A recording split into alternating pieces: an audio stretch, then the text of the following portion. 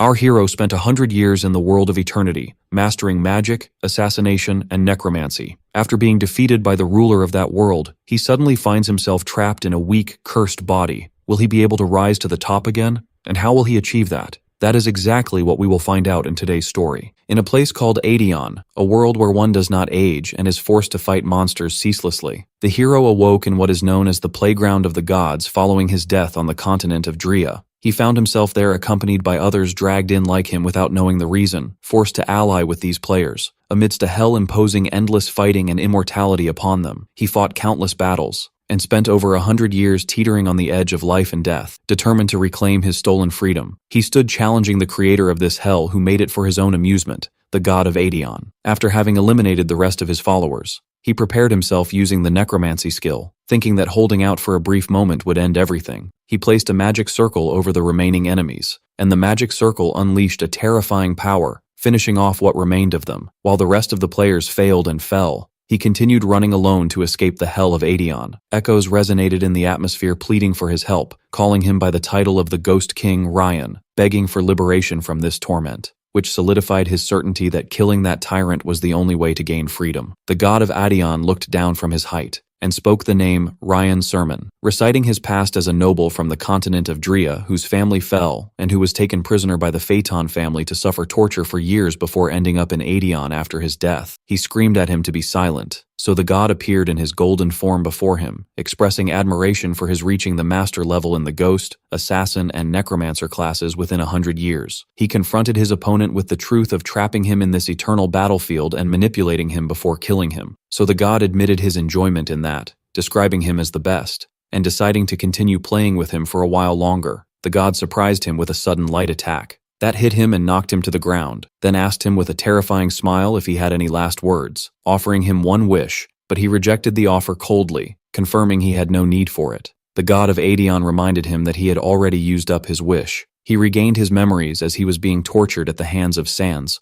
while his body was riddled with wounds, screaming in pain with blood flowing from him. Sans found it amusing to torture him, pointing out that his clan's lineage inherits talents as if they were blessed, with the exception of him. Despite being stabbed and in severe pain, Sans noted that his life was stubborn and hard to extinguish despite being cursed and stripped of everything. He tried to speak with difficulty amidst his tears, mumbling broken words, but Sans mocked him, claiming not to understand, implying cruelly that he should have kept his tongue in its place, and expressing his boredom at not being able to extract anything of value from the Sermon lineage. Sans ordered him not to die that day, referring to their Phaeton, and explaining that he was celebrating the 3rd anniversary of the extermination of the Sermon family, as 3 full years had passed while he languished in that captivity. The Sermon family was like a fortress protecting the front lines against monsters that constantly emerge from the Dark Zone to invade the continent of Drea. Among the 5 great families on the continent of Drea, the Sermon family was considered the strongest and most famous among them, but the sudden disappearance of the father and older brothers led to the family's collapse at a terrifying speed. The Phaeton family seized that opportunity to crush them, coveting the blessing inherited in the Sermon blood, which is the dragon's blood, which grants its owner supernatural abilities, making them a 7th circle mage at the age of 10, or a swordmaster at 15. But he was not among the lucky ones with that power, inheriting instead the curse of the demon king Archon, which prevented him from learning any arts of the sword or magic. He lamented his weakness, certain that if he hadn't been cursed and possessed power, Phaeton wouldn't have been able to crush them, and he wouldn't have suffered from Sans Phaeton's brutal experiments and torture.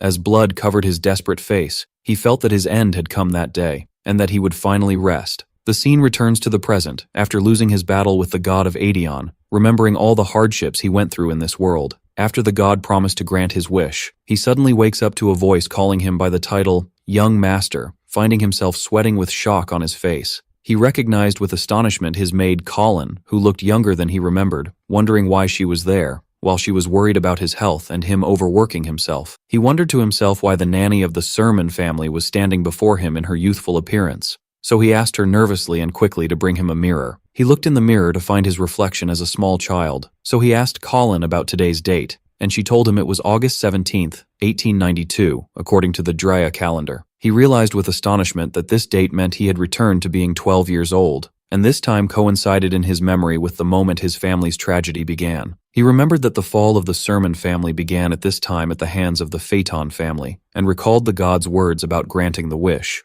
While wondering if he had really returned to the past, he heard the sound of footsteps coming, and a majestic man entered. Thinking the boy was feigning illness again to evade his duties, he immediately recognized the man as Alejandro, the commander of the Sermon Knights, who in turn noticed the boy's pale face. So he allowed him to skip today's training. Colin tried to intervene anxiously, but he stopped the commander and smiled confidently, confirming he was fine. He asked about the content of today's training, and Alejandro was surprised by his refusal to rest, explaining that the training was dedicated to longsword footwork. The commander stared at him suspiciously and asked if he was really the young master, so he confirmed his identity as Ryan Sermon without a doubt. He decided within himself that the reason for his return, whether it was a wish or turning back time, didn't matter now, and surprised everyone by asking to skip basic training and head directly to hunt monsters, while a blue aura surrounded him. He was certain that this was his chance to correct everything, and he activated the status window to see that he was at level 1 and still carried the Arcan Curse of Rank, SS, preventing him from gathering mana. He felt relieved that his ability to use this unique power, possessed by no one else on the continent, persisted even after going back in time. Alejandro returned again to announce that he had prepared the monster for him to fight. He arrived at the training ground, and a goblin appeared before him screaming savagely. The monster tried to attack him, but it was tied to the wooden post.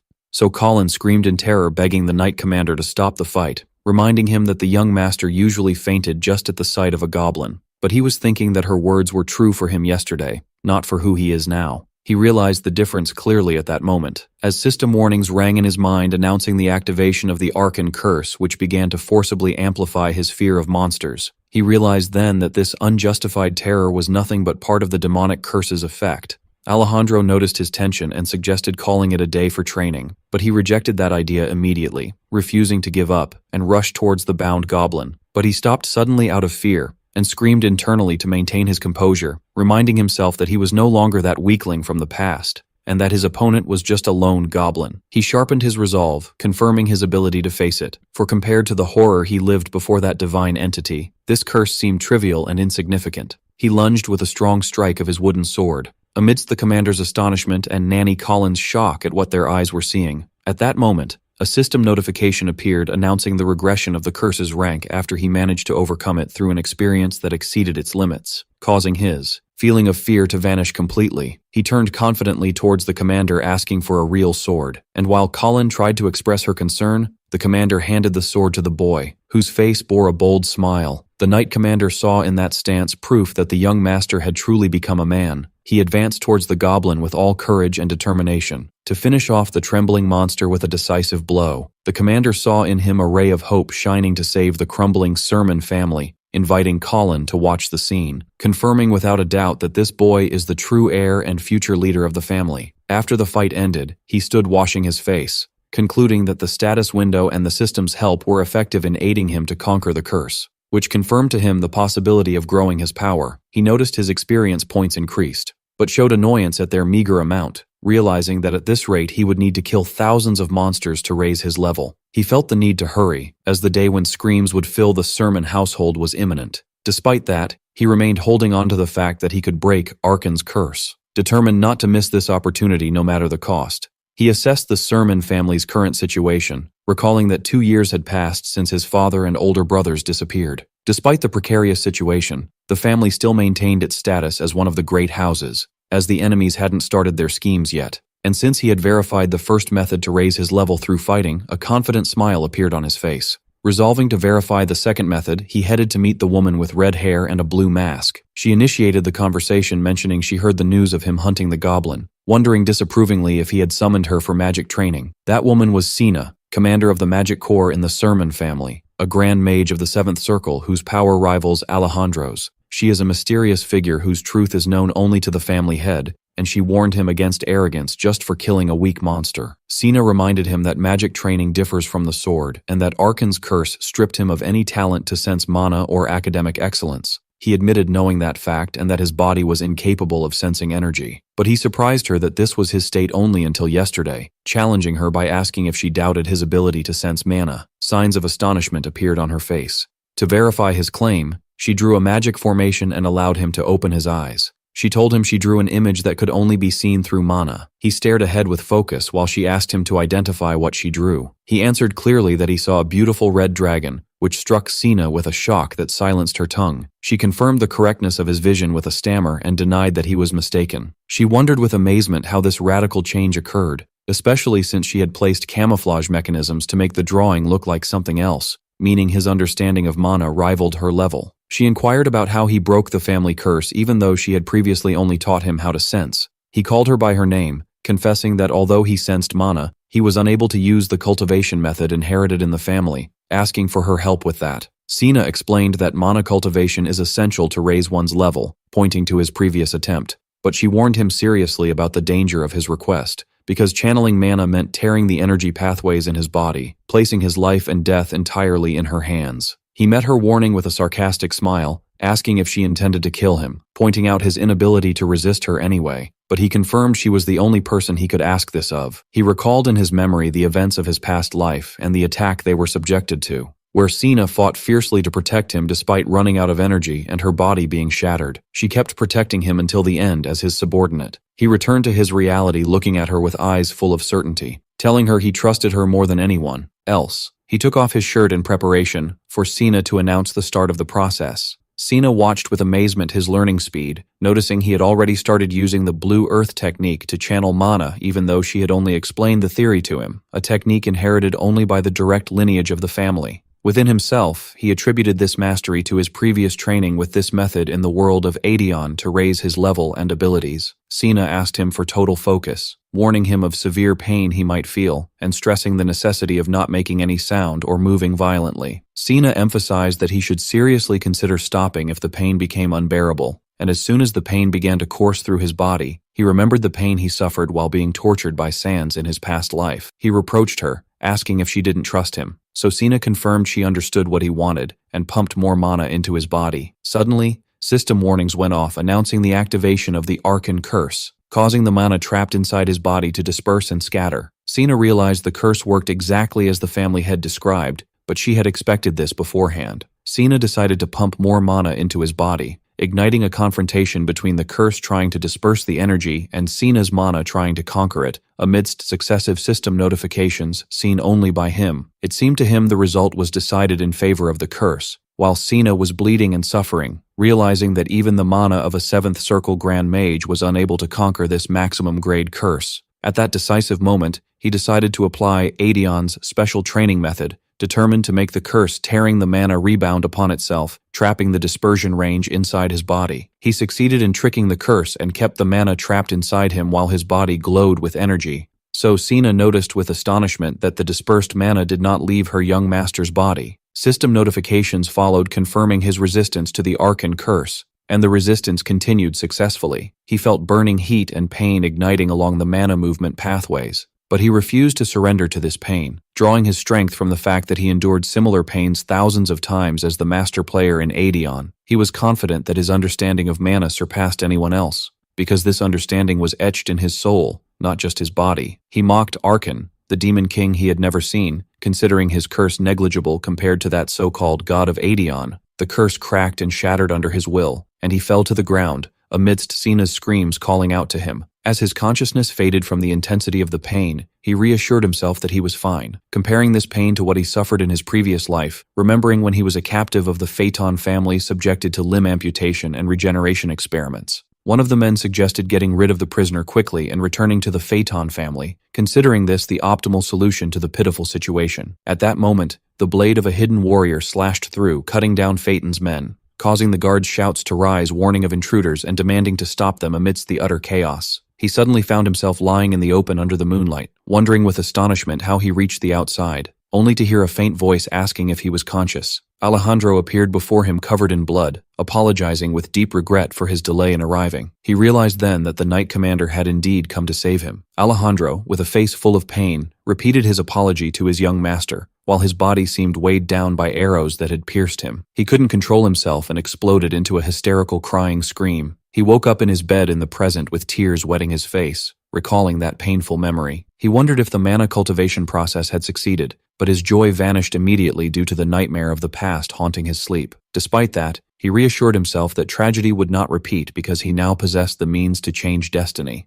stressing the necessity of keeping this means a secret from everyone. He realized he had to exercise the utmost caution, especially with the Phaeton family known for its high vigilance, admitting he still lacked the necessary power to confront them. Therefore, he decided his next step must be accelerating the apparent collapse of the Sermon family as part of his plan. He painted an artificial smile on his face before Sina and Alejandro, claiming with regret that he failed in the mana purification method, which sparked Sina's astonishment and denial. Silence and disappointment hung over the room, while he thought internally that he wasn't hiding the secret out of a desire to deceive, but because he doubted the truth would benefit them or that they would believe it in the first place. He justified his attempt by saying he wanted to meet everyone's high expectations, but the result was failure. Confirming to Sina that he felt not a speck of mana in his body currently, inviting her to check for herself if she wanted. Sina didn't believe what he said, and asked permission to verify herself. Sina tried using mana detection magic to confirm, but she was shocked by the complete disappearance of the energy trace, muttering in disbelief that the mana had truly vanished. She kept assuring herself she clearly sensed the mana flow in his body yesterday, and left the place staggering from the intensity of shock and confusion. Alejandro tried to comfort his master, asking him not to feel great disappointment, reminding him of his success in hunting the monster as motivation to focus on sword training. He replied that he wouldn't be able to repeat that experience again due to the terrible pain that made even eating difficult, as Nanny Colin heard.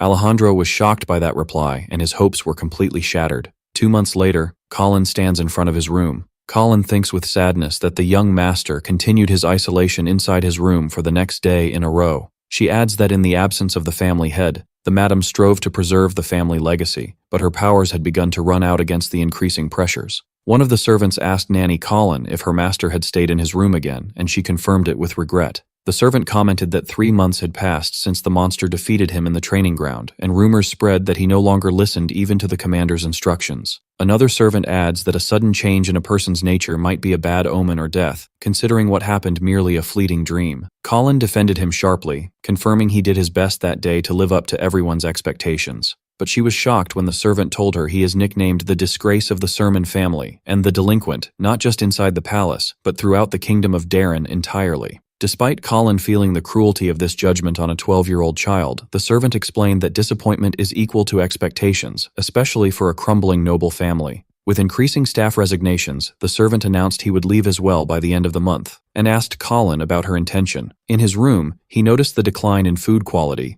deducing the family's financial situation had reached a critical stage. But instead of worry, a sly smile appeared on his face, considering everything was going according to his plan. If he were his past self, he would have spent the remaining wealth in desperate attempts. But now with Aedion's experience, he realizes he must wait. He decided to remain static to make his enemies lower their defenses, awaiting the right moment to pounce on them. The collapse began with the disappearance of the family head, followed by the failure of search campaigns that drained the remaining strength and resources. The training grounds that once bustled with life became empty, containing only a few incompetent knights and unenthusiastic servants. Even the vassals who courted the family turned their backs and fled after seeing the disaster. This isolation allowed him the freedom to pretend to lock himself up, but he felt the pace of collapse was slower than it should be, so he decided to push more to accelerate the family's apparent fall. Suddenly, Colin burst into his room energetically, announcing training time and the commander's insistence on seeing him. He tried to evade showing his desire to rest,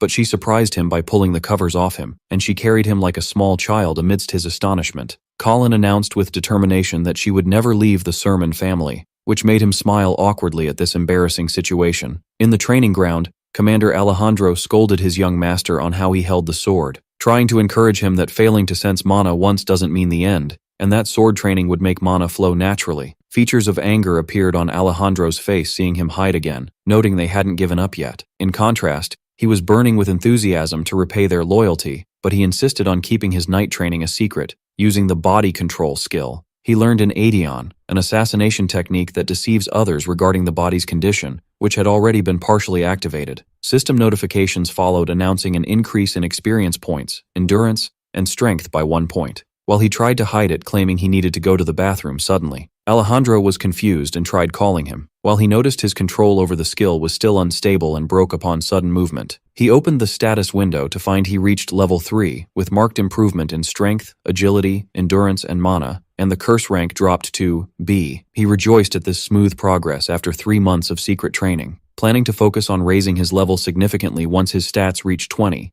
setting his sights on obtaining the ghost profession first as he did in Aedeon, then developing the necromancer and assassin skills. His thinking was interrupted by the arrival of an unexpected guest with Alejandro. The guest was Truno Held, the head butler of the Sermon family, who apologized for the interruption. He realized the situation differed from what happened before he turned back time, but the timing clearly pointed to the content of the letter he carried. He began reading the letter's content in front of Alejandro. The letter's contents were an invitation to attend the birthday party of the second prince of the Kingdom of Darren, Kyle Darren, in December 1892. He remembered that day was the final piece in the puzzle of the Sermon family's fall. He yawned with boredom while in the carriage on his way to the birthday party. So Truno asked if he had just woken up, pointing to his deep sleep throughout the journey, while he justified it by Colin staying up late to choose his clothes. He remembered how excited Colin was preparing clothes befitting an entry to the capital and how she insisted on accompanying him. Truno expressed his understanding, given that Alejandro and Sina would not accompany him. He was surprised by the timing of the appearance of a massive horde of monsters,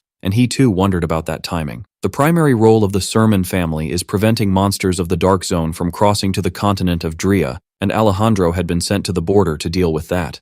As for Sina, she left upon an urgent request from his mother, who manages family affairs in the husband's absence, and there was no room for refusal. Thus, a 12-year-old child finds himself representing his family in the capital, while Truno seeks to reassure him that there is nothing to worry about, and that no one in the Kingdom of Darren dares to touch the direct lineage of Sermon. He thought to himself that this was true in the past. Previously, sending a servant to congratulate was enough, but now, with the decline of the family's status, the personal attendance of the family head became mandatory. He admitted to himself his responsibility for this situation, but considered it part of his plan. The procession arrived at the royal capital Darbin, and he stepped out of the carriage in front of a crowd of greeters. Prince Kyle welcomed him with a smile, calling him the Dragon of Drea. The second prince of the Kingdom of Darren, Kyle Darren, appeared with features bearing cunning and confidence. Truno exchanged greetings with him formally, expressing honor at the invitation and thanks for the hospitality received from the kingdom. He was cynical about the concept of that hospitality, recalling his journey from the city gate to the royal palace,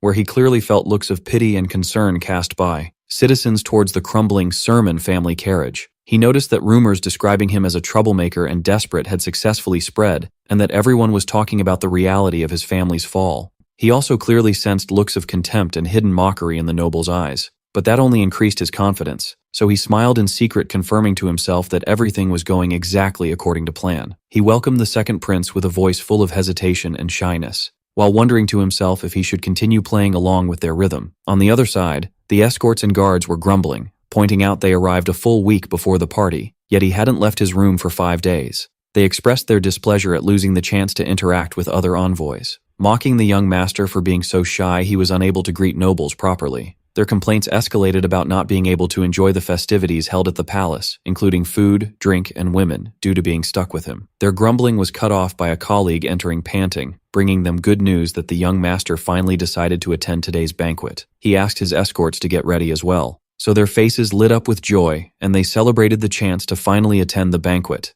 But the joy was conditional, as he asked them to keep the matter secret until the event time, and tell no one, not even Truno. Despite some worry about lack of readiness, their desire to attend the party overshadowed any other fears. He thought his appearance would calm his escort's complaints. Taking advantage of the past days he spent training freely without distractions, he confirmed to himself that his attendance at the banquet wasn't just to appease the escorts, but because he had a much bigger goal he sought to achieve. Outside, a luxurious carriage arrived from which a young man with white hair and red clothes stepped out, announcing in his mind the arrival of Sans Faton. Shouts rang out announcing the entry of young Master Sans Faton, who walked with confident steps amidst the attendees. Truno welcomed Sans, telling him that Sans coming personally would come as a shock to Prince Kyle. Sans approached Truno with a malicious smile, indicating his knowledge of the Sermon family's arrival first, and asking sarcastically about the whereabouts of the famous Ryan Sermon. Truno was confused by this question, while Sans continued his mockery, claiming everyone must have heard the news, intending the news of the Sermon family's fall and his story. At that moment,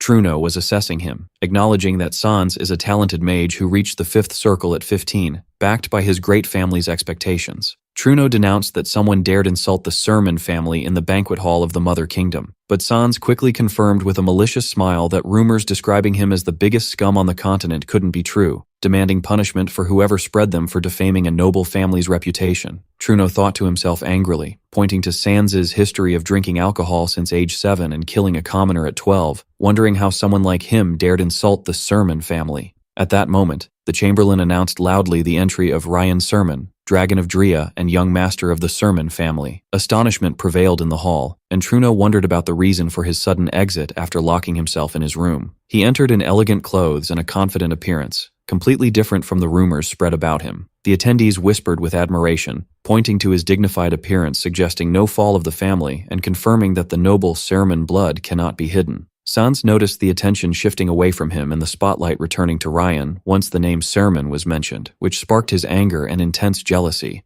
He advanced towards Sans confidently, asking if he was Sans Faton, mentioning he heard a lot about him from his brother Ras. The atmosphere tensed at the mention of Ras, the missing fourth son of the Sermon family. Sans replied coldly that he also knew many stories. He continued provoking him, reminding Sans that they studied together at the academy, and that everyone there certainly heard about Sans's rumors, even though he left after a few months. Sans felt angry and called him a bastard. He pressed more, pointing to Sans's bullying incident of a student and harassing a female student. He tried to recall more details, asking about the knee story. Truno intervened quickly to calm the situation, saying Sans brought good medicine for Raz when he suffered knee pain. Then he grabbed his hand, telling him there was something the Knight Commander told him that he forgot to mention, then pulled him away asking him to follow. This talk sparked Sans's furious anger, remembering a past insult that shouldn't be revealed. He looked at him angrily, realizing he was threatening him. He whispered to himself, inciting him to get angrier, considering in secret that Sans's anger is a crucial seed for his plan. Later, Sans cursed his opponent, remembering when he told him everyone knows the rumors about him and that his brother Ras had told him a lot about him. Sans confirmed that Ras knew what happened, and how he didn't just leave the academy, but was expelled, and his family used its influence to silence him and prevent the scandal from leaking, especially the humiliating knee story. He went back in his memory to that humiliating moment when he knelt to Raz. Sans tried to control his nerves with difficulty, panting from the intensity of anger and fear. Meanwhile, Ras appeared emitting a powerful aura, announcing coldly that Sans had crossed a line he should never have crossed. In the midst of those moments, Sans recalled a painful memory from the past, where he appeared stammering in his justifications before Raz, claiming he didn't know the girl was his girlfriend, trying to convince him he only sought to show kindness towards a commoner student who entered the academy. But Raz interrupted him firmly, reminding him the girl was their colleague in the academy regardless of her origin, scolding him for using magic to harm a student, before ordering him with a tone brooking no argument to kneel immediately and ask for her forgiveness sincerely, threatening him with dire consequences if he didn't.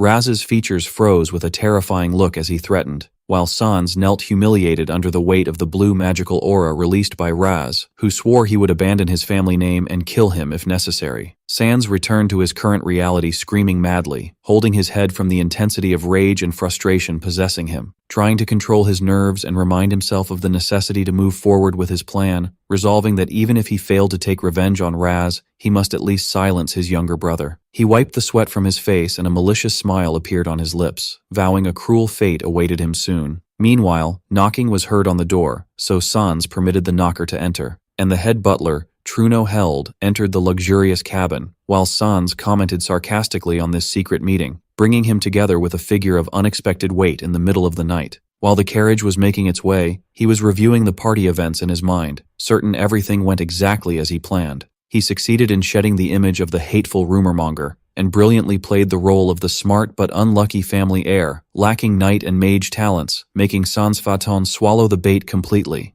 Truno cut his train of thought, admitting the young master's behavior at the banquet was amazing, and instilled in him a feeling that the flame of hope within the Sermon family hadn't extinguished yet. Although he failed to build relationships with nobles and even instigated a conflict with the Phaeton family, Truno retracted his speech, expressing euphoria at seeing his master's actions in front of Sans Faton, while looking at him with piercing eyes. He suddenly activated a spell, surprising Truno, who asked the reason for his action. Truno was surprised he activated sound isolation inside the carriage. Then he repeated to Truno's ears his previous words about the flame of hope not extinguishing, confronting him with a shocking truth, that if he truly believed those words, he wouldn't have chosen to betray the Sermon family in the first place. Truno's face paled and he sweated while he described his crimes as dangerous and unforgivable. Truno asked with a trembling voice what he meant, but he corrected himself, saying those crimes might be forgivable for one reason, which is that he committed them for the family's interest. Truno asked with astonishment how much his master knew, so he answered he knew it was inevitable, and for that reason he would give him another chance. He asked him to listen well to what he would say, and leave the judgment to himself as he always used to. Truno's heartbeat accelerated listening to his master's plan, wondering with astonishment how he could think of something like this. With the details following, the head butler's shock increased, unable to comprehend how he planned all this, wondering about the truth of this boy.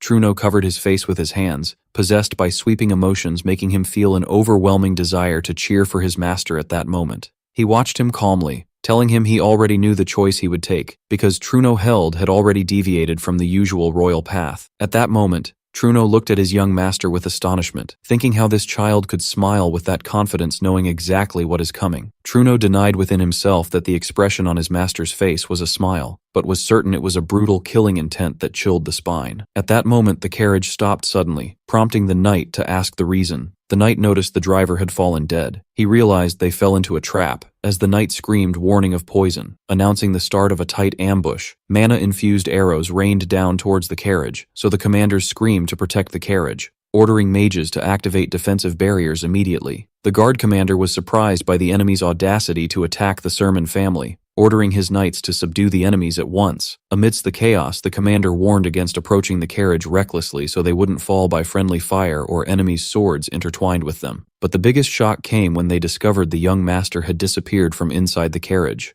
Astonishment prevailed, and the guard commander asked what was happening. Seeing a horse dashing away carrying a masked person, it was Truno, and with him was he, while the horse devoured the ground. System notifications followed before his eyes stating the activation of darkness effects, sense anomaly, and physical deterioration. He wondered about the time passed, noticing the status effect spells were far more than required. Deducing the Sermon family guards must be in a frenzy now. He replayed his memory tape, remembering that in his past life he was kidnapped in such an incident, and his family exerted all efforts and wealth searching for him as the only remaining heir, leading to the collapse of the family's wealth and its rapid fall. But this time he decided to use the incident to his advantage, move its timing and adapt it to serve his goals, making this kidnapping a means to consolidate the idea of collapse. Earlier he told Truno the family situation reached a critical stage, and if he showed his pursuit to save it now, other noble families would feel threatened and unite to crush them. For this reason, he deliberately spread rumors of the omen of Sermon to appear as a weak heir posing no threat, pushing his opponents to lower their defenses.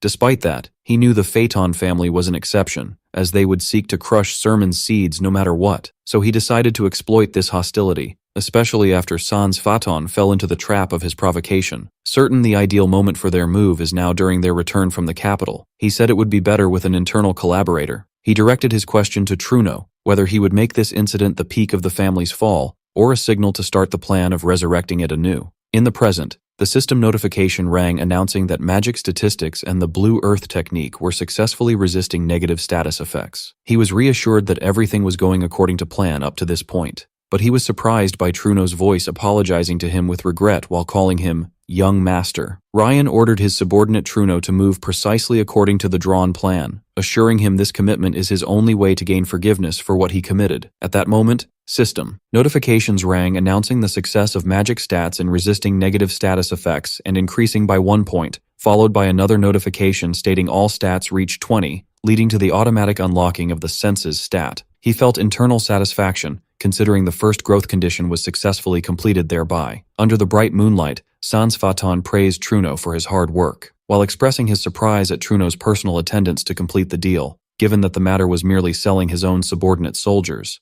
Truno replied with stinging sarcasm, describing Sans's words as harsh, saying he likened him to a dog biting its master, and demanding he accept the consequences silently as long as he chose the path of betrayal. Then Sans revealed the price, explaining that the information in his possession was documented and provided by the Asanga family. Truno doubted the credibility of the information, but Sans reminded him of the Asanga family's prestigious status on the continent of Drea, and their wide fame in the field of assassinations. In addition to information trading being their main business, making their sale of false information impossible, He explained that the scroll contained confirmed sightings of the missing direct heirs of the Sermon family. Ryan realized deep down that this was the true reason behind Truno's betrayal of the family. The head butler sold an incompetent direct heir like him for the sake of finding the missing older brothers capable of truly leading the Sermon family. He was certain that even if the information was available with a Sangha, Truno wouldn't have been able to obtain it because the Phaeton family would have beaten him to it and paid a much higher price with their immense wealth.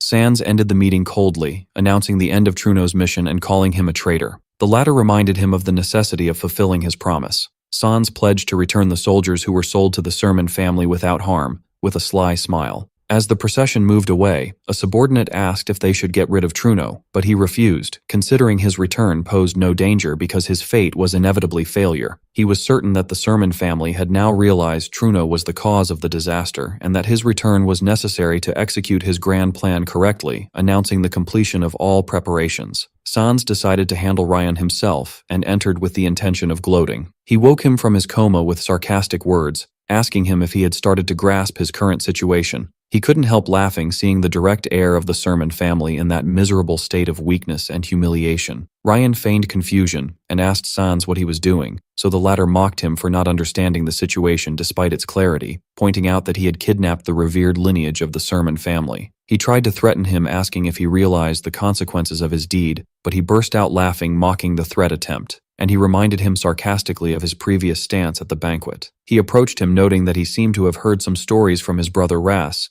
then caught him off guard with a sudden attack. He rained punches and kicks on him brutally, wishing his father and brothers had all died and disappeared, punishing him for daring to challenge the Phaeton family. While he was receiving the blows with his eyes shining with a mysterious glint, Sans screamed at him, revealing the truth of his arrival here. He was surrounded by guards and protected inside his carriage, but Truno was the one who sold him. He explained to him cruelly that he was sold for just one piece of information about his brothers. He spread his arms gloatingly, assuring him that no one in this world could save him now. He grabbed his fist, explaining to him with a demonic smile that what would happen next is a grinding war between the Phaeton family and the Sermon family, and that this kidnapping operation is the cornerstone of that war. While blood was flowing from his mouth, he called him a fool who wouldn't stop prattling. Suddenly, his eyes bulged with astonishment, shocked when he saw a strange smile appear on his victim's face. When a bright green magic circle activated around him, the magic circle surrounded him, and Ryan announced with a piercing look that he had waited for this specific moment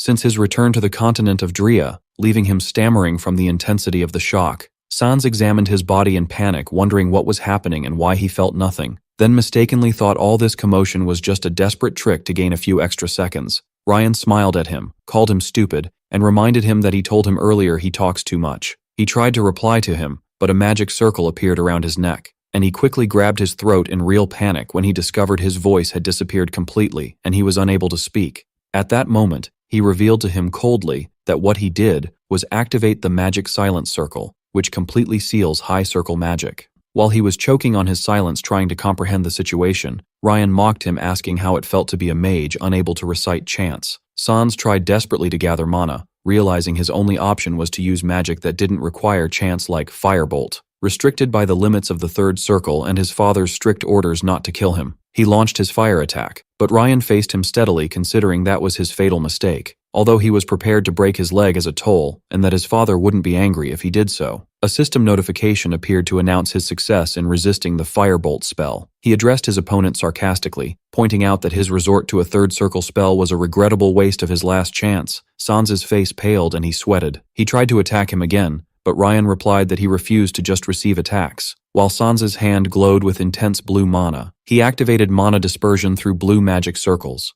dissipating his magic in its cradle, and describing him as a fool because any magic at a specific level would be immediately nullified before him. Sans concluded he couldn't use magic, so he took out a dagger to fight with it. A smile of victory and confidence appeared on Ryan's face as he shattered the iron shackles binding him with a single blow. He asked the stunned man if he was surprised, explaining that breaking chains had become child's play for him, and revealing that his surprise didn't stop at just 2 magic circles. He activated the third circle, paralysis, shocking Sans's body with violent electric flashes that made him scream in pain and terror. In the end, he stood proudly over him while he lay motionless on the ground, ordering him to wake up and look around, announcing coldly that the roles had completely turned this time. He regained consciousness slowly to find him sitting coldly before him, toying with a dagger in his hand. where he initiated by mocking him, noting he took so long in his coma that he considered waking him himself, and praising sarcastically the quality of the dagger he possessed. Sans realized immediately upon waking that he was bound by iron chains hanging from the ceiling, and was surprised by his ability to speak, discovering the restraints were just ordinary iron chains and not mana-sealing restraints, causing him to call Ryan stupid for leaving a mage without magical restraints. He tried to seize the opportunity immediately and cast the Windblade spell to free himself, but the result was a resounding scream of pain echoing in the place instead of his liberation, while Ryan asked him coldly who the stupid one was now. While his body trembled with pain, he noticed strange glowing green lines covering him entirely, telling him that he had already drawn magic circles on his entire body using the dagger while he was unconscious. Shock possessed Sans as he listened to his explanation of this forbidden art consisting of carving magic circles directly onto the flesh to form permanent scars, which is known as the blood circle. He explained to him that this process is done while the victim is forcibly awake via an awakening spell, reminding him that this is exactly what he did in the past when he carved scars with his dagger on the body of a 12-year-old child. He asked with terror and stammering how he knew this forbidden spell, especially since reports confirmed his inability to use mana, while Ryan attributed that within himself to the memories of his previous life and his experience in the world of Aedeon. 3 months ago, after acquiring the mana linking method, he focused on raising the level of the concealment skill first, and acquiring other skills wasn't difficult thanks to the secret of magic circles he learned in Aedeon, for every skill possesses its own circle, and is activated by pumping mana into that unique circle, and only those who reach the rank of master player can see these circles. And he still remembers every circle for every skill he acquired previously. So he didn't need study or repeated training, he only needed mana and qualifications. And once available, he obtained the skill immediately, which enabled him to sneak out of the sermon palace stealthily using the concealment skill. Thanks to remembering every detail of this warehouse, he had set up traps and prepared skills beforehand to entrap Sans Phaeton. Ryan thanked his opponent for his easy entry into the trap, explaining that the magic circle he activated was originally intended to multiply the pain Sans intended to inflict on him, advising him to worry about the amount of pain he would feel now. His hysterical screams broke out, and he kept asking him to stop. After a while, he waved his blood-stained dagger suggesting ending the matter, making Sans, who was panting from pain, think the torture was over, and started thanking him. But Ryan interrupted him with a terrifying smile, refusing that. Sans began threatening him that he wouldn't give him any chance because the Phaeton family men would arrive soon, obliging him to flee now. He pinpointed their arrival time accurately as 1 week later, sparking his astonishment and question about how he knew that. Ryan revealed to him that he knew he deliberately delayed the return for a full week to enjoy torturing him alone, and that he ordered his men to return after that period elapsed. Sans realized then that Ryan was never unconscious inside the carriage, and tried to dodge, claiming his men would arrive any minute. He mocked his lie, asking if Phaeton's men would warn him before their arrival. He concluded that if he were truthful about their imminent arrival, he would have remained silent and begged for his life to ensure his survival until help arrived to kill him. He ended his speech by identifying the comers accurately, who are the direct elite unit of his clan, known as Phaeton's Fingers. He confirmed to his victim that the comers are indeed the direct elite unit of his clan, known as Phaeton's Fingers, while Sans was screaming, confirming that everything he said was real. Ryan continued beating him, and cries of pain rose from him, before deciding to stop at that point for that night in adherence to his promise, ordering him sarcastically to continue his wailing. Sans screamed his name angrily, while the latter began preparing himself to receive the coming guests. He was fully aware that facing the Phaeton family elite after a week allowed no single error. After a week passed, the attackers received the arrival signal, and began discussing the passage of a full week since the kidnapping of the sermon heir's young master and his entry into the place without any contact. They wondered with astonishment at the lack of any attempt to negotiate throughout that period. Despite their confirmation of strictly monitoring the passages, their commander expressed his annoyance, showing concern about the possibility of an accident because perhaps he indulged too much in the torture game, reminding his men that the family head's orders dictate bringing the sermon boy alive. The commander decided to storm the place alone amidst his followers' amazement, explaining strictly that the first loyalty of Phaeton's Fingers is to the family head's orders,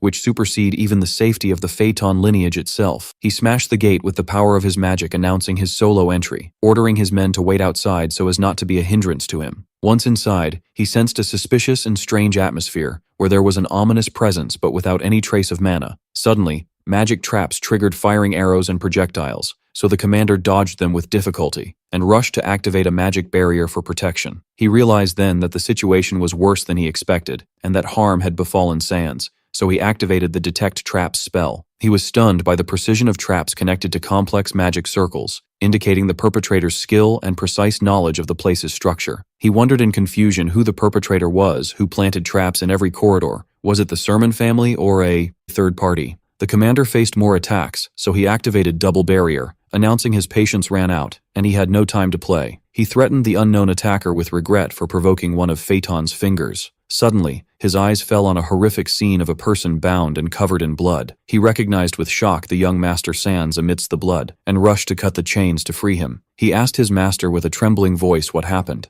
While examining the bloody body, he confirmed from the mana remnants that this was Sans Phaeton without a doubt, and stood stunned, wondering with horror about the truth of what happened in this place. The commander rushed to inspect Sans's condition, asked to bring a healing potion quickly, but the commander insisted on the necessity of getting him out of the place first. He warned of the danger of staying because the enemy hadn't revealed himself yet, pointing to the many traps that obstructed their way. While assessing the situation, he deduced that the enemy managed to subdue the young master and bind him, but didn't take him with him, which led him to think that rescue wasn't the perpetrator's only goal. The commander was certain he was just bait, but insisted on not abandoning his mission. Suddenly Sans opened his eyes weakly, and muttered broken words indicating that Ryan Sermon was the one who did this to him. Confirming his identity with a weak voice, the commander was shocked when he heard that. Immediately the commander decided to use total bind magic from the 7th circle to ensure the boy didn't move, resolving to rob his will and scatter his body and mind. But he was surprised by a mocking voice coming from behind him, describing him as overly cautious, seeing him hanging upside down. Before the commander could comprehend the situation, Ryan launched a fireball, prompting the commander to mock the use of illusion magic. But soon the commander felt severe pain resulting from mana rebound, as he was forced to cancel the 7th circle spell before its completion. He mocked him, pointing to the pain of magic rebound, but added that a great mage like him would recover quickly. He gave advice to the commander that he should have dealt with him first if he noticed something strange upon entering the room. The commander flew into a rage at Ryan daring to use illusions against him, the master of illusion magic, so he screamed, ordering the illusions to disperse. The illusions he created dispersed, and he was forced to rush towards him, to face him face to face, but the commander managed to land a powerful kick, hitting him in the face, and asked him sarcastically if he thought he could penetrate his defense like that. He added coldly that melting half his face would have passed unnoticed by the family head, explaining that the illusion was his last card and that if he had a more effective trump card he would have used it before rushing towards him. The commander wondered angrily about the extent of his underestimation of a Phaeton's finger, but he noticed something strange in the dagger. But suddenly a dagger pierced his neck from behind. The commander coughed blood, looking in shock at the young master. Ryan spoke, possessing his body, telling the commander he couldn't bear watching that useless arrogance. The commander realized with astonishment that he knew about soul transfer magic, as Ryan revealed to him that Sans's soul was currently trapped inside his body unconscious. He explained that he anticipated the commander's inability to kill him due to the family head's orders. He pointed out that the blood circle drawn on his body wasn't limited to amplifying pain only, but his true trump card was the magic that transfers one's soul to another body to control it. The commander used the last magic attack he was capable of to eliminate him, and the attack caused a severe explosion. He felt happy, because he finally managed to eliminate the commander. He approached the corpse, and picked up the healing potion bottle in his possession, then poured the healing potion on himself first, and while the liquid flooded his body, system notifications appeared announcing the creation of the pain resistance skill and its immediate rank increase, helping him endure his wounds. Despite the pain squeezing his body, he realized it was inescapable, as he desperately needed to inflict a wound on Sans's body, which he currently inhabits, that clearly looks like Commander Aki caused it to seal his plan. He screamed ecstatic with his success, unable to believe he actually managed to hunt a 7th circle great mage and one of Phaeton's fingers. Amidst his joy, system notifications followed announcing the mission completion and his level rise. Surprised by a huge leap in his level from 2 to 15 at once, attributing that to defeating a strong opponent like Aki, he wondered if this rise was due to the mission only, but brushed the thought aside to focus on what must be done quickly. He dragged the corpse and placed it on the magic altar, certain that the success of the next step would determine how much time would be shortened to achieve his future plans. He based his plan on the fact that the skill circle is carved in the soul, not the body, meaning he is capable of using his own mana even while inside the body. He began pumping mana into the pre-prepared circles, realizing his level would drop by the amount of mana he would consume in this process. Indeed, his level dropped by 5 degrees, for a notification to appear of him achieving additional requirements and obtaining the shadow job, the hidden job for the assassin class. This job requires agility stat reaching 20 and mana to 15 before level 5. He considered that a success, but looked at the remaining levels he had, and decided to try 2 more times, exploiting the available energy. He succeeded the second time and a notification appeared of him obtaining Veering and achieving its requirements. Successes followed with him obtaining the Hand of Death job, the high job for the Necromancer class, a hidden job requiring 20 mana and the main class being of the Assassin type. His original plan stopped there, but the massive rise in his level after defeating Phaeton's Finger tempted him for more. He thought about the possibility of obtaining the hidden job, Ghost, the legendary job that appears when combining the Assassin and Necromancer classes and unlocking the Senses stat, which was the reason for making Aedeon the strongest previously. He realized the only obstacle lay in that obtaining the Ghost job depends on soul size, and wondered anxiously about the type of backlash he would face in case of failure at his current level. But he made up his mind and resolved, assuring himself that success meant his plans proceeding perfectly smoothly. He commenced the process without hesitation, so his level dropped another 5 degrees. But suddenly a dangerous warning appeared stating his soul was subjected to harm and needed rest. A resounding scream of pain erupted from him, shaking the place, as he felt his entire body tearing apart, and doubt began to seep into him regarding the impossibility of obtaining the 3rd job promotion. The pain continued to an unbearable degree, and he turned his gaze towards his main body, and recalled his memories, when he killed Alejandro while saving him, and when Sina sacrificed herself to defend the family. He insisted, refusing to surrender, and resolved to obtain the Ghost job even if he had to offer his soul as a price for that. Suddenly, immense energy emitted, and a notification appeared of unlocking a hidden job. He begged internally for the process to succeed, for the amazing surprise to come to him that he didn't just obtain the Ghost job, but ascended to Phantom, the high job of Ghost. He was stunned by the name Phantom, for it is a job he never saw or heard of even in the world of Aedeon. As he read the description card confirming it is the rank higher than Ghost, he realized he obtained everything he aspired to. He rose, announcing the time had come to execute the original plan. He recalled that the latent ability of Ghost enhances necromancy magic, and that his killing of the 7th Circle mage Aki was a preparation for this specific moment.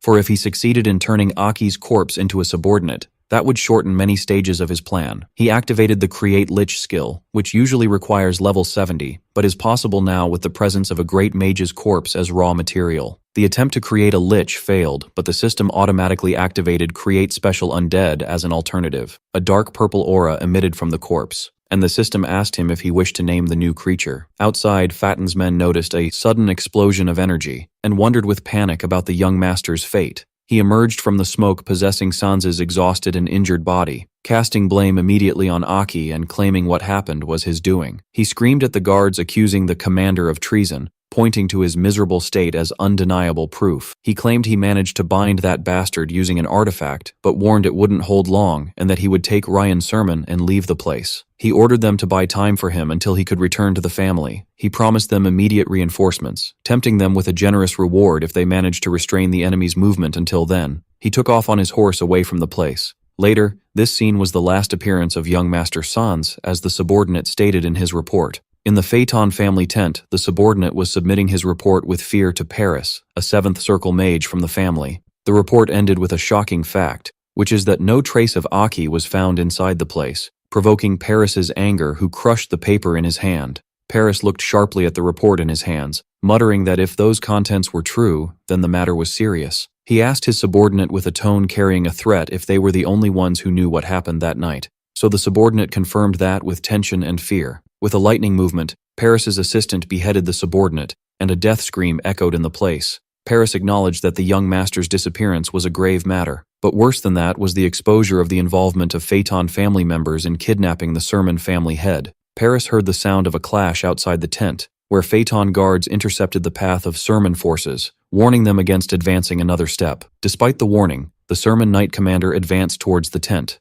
Alejandro stood boldly, asking his opponents what they would do if they decided to enter, then threatened to kill them all, calling them scum. Paris warned him that entering another family's territory without prior notice is a pretext for igniting war, but his reply came thunderously, saying they were the ones who started the war, demanding they bring the young master immediately. He pointed to the fire burning in the border area, certain the matter was no longer just suspicion, but certainty. For the outbreak of fire a week after his disappearance, the discovery of a strange underground facility, and the Phaeton family setting up its camp suddenly, were all signs of an attempt to hide something. Paris denied knowing his whereabouts and revealed that Sans Faton was missing too. Paris demanded he cooperate in the search. The other interrupted him with a scream, ordering him to shut up, preventing them from interfering in the crime scene until the investigation ended. In a place near the clash, Truno was cursing the appearance of Phaeton forces, wishing the situation wouldn't escalate to armed conflict. Sina intervened, scolding him for his excessive chatter and calling him a traitor, reminding him that were it not for the young master's letter he would have turned to ash. She ordered him to be silent except regarding the search for the young master. Truno revealed that Ryan told him he would leave a trace behind. She wondered about the location of this trace. Truno ruled out it being in a visible place, otherwise the Phaeton family would have discovered it first. He explained that the young master told him the family's special blue earth technique was the only one capable of determining his location. Since he succeeded in activating the technique even once, its resonant nature would leave an echo that could be traced even if faint. Sina focused her energy, and soon picked up the signal and shouted that she found him. Eyes turned with astonishment and shock towards what they found. To see a corpse hanging on the tree, they recognized with shock the body full of wounds and blood, and read the phrase carved in blood on his chest, "I am the kidnapper, punish me." Realizing it was Sans Faton's corpse, Sina was surprised by the presence of another letter at the bottom of the tree. While Truno asked eagerly if there was any trace of the young master, for her to answer finding a letter at the place.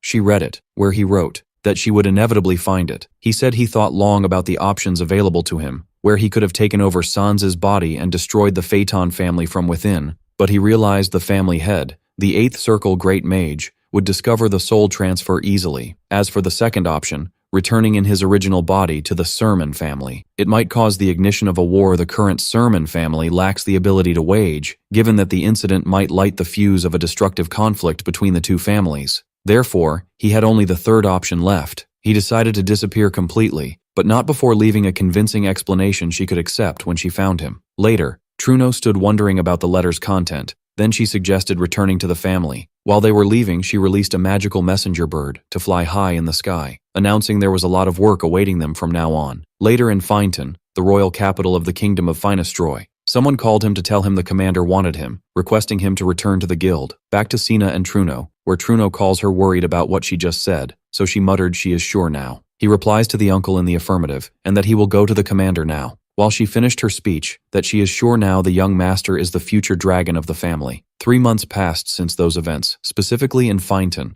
the royal capital of the kingdom of Finestroy. Rumors spread about the confrontation that occurred between the Phaeton and Sermon families, and how the kingdoms of Darren and Finestroy intervened quickly to mediate and calm the situation. People circulated talk about the cause of the dispute, pointing to the involvement of a traitor from the Phaeton family in kidnapping the last descendant of the Sermon family. The matter ended with the Sermon family accepting reparations from the Phaeton family. Despite not finding the culprit or the kidnapped son, people wondered about the Sermon family's thinking, especially with the disappearance of the family head nicknamed Golden Dragon for a while. A look of pity prevailed for the family that was once prestigious and is now in a state of total fall. In a corner of the capital, specifically at the Finton branch of the Assassination Guild, Martong, sat Sapphire, the branch manager and a second-grade assassin, in boredom. Someone told her the Sermon family is in a difficult situation, to the point they need money, more than they need the rest of their main lineage. Her boredom was interrupted by a man's question, if she knew news of the execution of Truno, the general manager of the Sermon family. The man answered that rumors say he collaborated with the traitor from Phaeton, and that Alejandro executed him by beheading immediately at the incident site. She was amazed that a swordmaster, one of the rare few on the continent of Drea, carried out the execution himself. At that moment,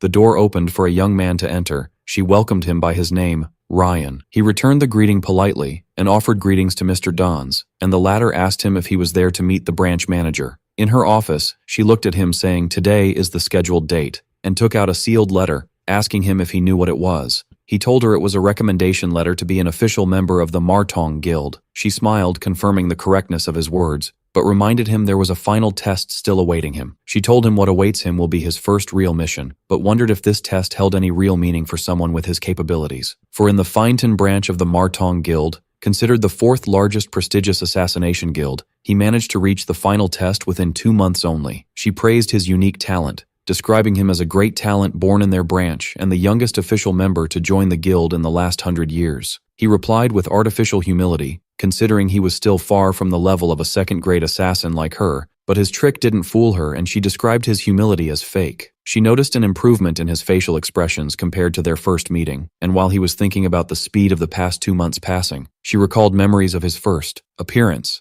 where he came quietly and unknown to the public, and presented a huge sum of money suddenly, requesting an assassination operation be carried out. He justified his deed saying he heard the guild accepts any request as long as money is available. She explained that when she confirmed the payment, she treated him as a client, not just for the money, but because she felt a strong intuition she wouldn't meet a strange client like him again. She remembered strangely how a child wearing shabby clothes brought a huge sum and made an unusual request, which was to have himself assassinated personally, which aroused her interest intensely. He decided to check the letter himself and asked her to summon him when the test time came. After he left, a mysterious person named Cal appeared from the shadows, asking disapprovingly if she accepted that boy into the guild based on a mere feeling. She denied that, reminding him of what happened later, as the boy indeed joined Martong and finished the full assassination training in just 1 month. She confirmed to Cal that this training, which usually takes between 5 to 10 years as a minimum, he finished in record time, proving he is an exceptional talent. She asked her assistant if he finished the investigation into his background correctly.